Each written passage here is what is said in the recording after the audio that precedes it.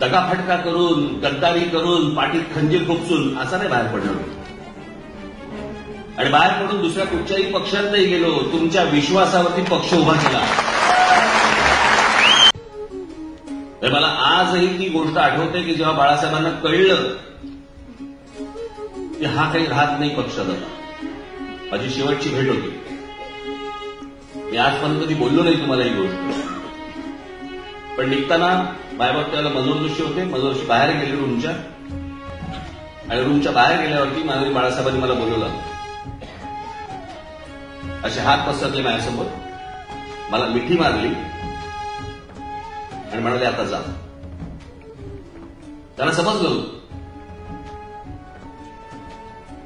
त्या मुलाखतकारांनी मला विचारलं की भुजबळांचं बंड, नारायण राणेंचं बंड, शिंदेचं बंड आणि तुमचं बंड. म्हटलं माझं बंड लावू नका त्याच्यात. हे सगळेजण गेले, हे एका पक्षात गेले आणि सत्तेत गेले. या तुमच्या राज ठाकरेने स्वर्गीय माननीय बाळासाहेबांना भेटून त्यांना सांगून मी बाहेर पडलेलो आहे